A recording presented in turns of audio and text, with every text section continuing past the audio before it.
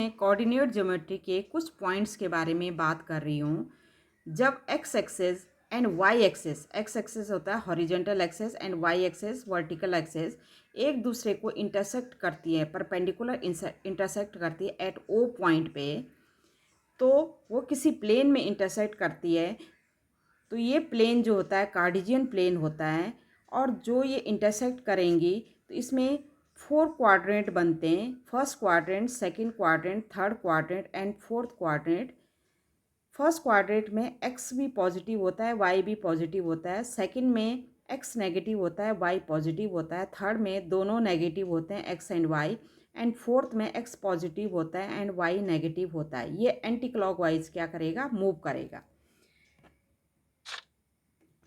जो ये X axis and Y axis जो हमारी परपेंडिकुलर हमने क्या किया, ये इंटरसेक्ट करी ओ पॉइंट पे, तो ओ के जो पॉइंट्स होंगे वो क्या होते हैं, ओरिजिन के एक्स भी जीरो होगा एंड वाई भी जीरो होगा। अगर कोई कोऑर्डिनेट हमने पी पॉइंट लिया है 3 2, तो एक्स कोऑर्डिनेट होगा इसका 3 और उसको हम एब्सिसा भी कहते हैं। वाई कोऑर्डिनेट होगा 2, इसको हम ऑर्डिनेट कहते हैं। Distance of P point from X axis equal to 2 होगा, ये ऑर्डिनेट के बराबर होता है।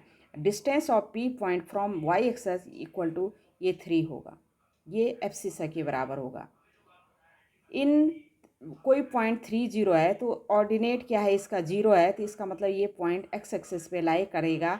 और कोई पॉइंट 0,3 है तो ये इसका एब्सिसा 0 है, तो ये पॉइंट आपका वाई एक्सेस पे लाई करेगा। Mirror image of point P का इन द एक्स एक्सेस में पी डैश 3 माइनस होगा, ये फोर्थ में हो जाएगा। एक्स एक्सेस मिरर का काम कर रहा है, तो इसका पी पॉइंट का जो मिरर होगा वो पी डैश पॉइंट होगा।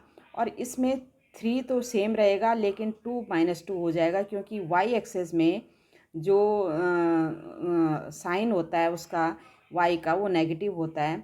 Mirror image of P point in Y axis में ये होगा, वाई एक्सेस मिरर का काम करेगा, ये पी डबल डैश होगा।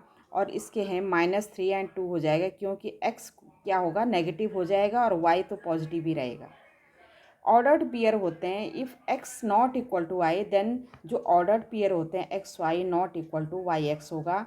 एंड अगर if X equal to Y होगा तो ऑर्डर्ड पेयर क्या होंगे, X Y equal to Y X होगा।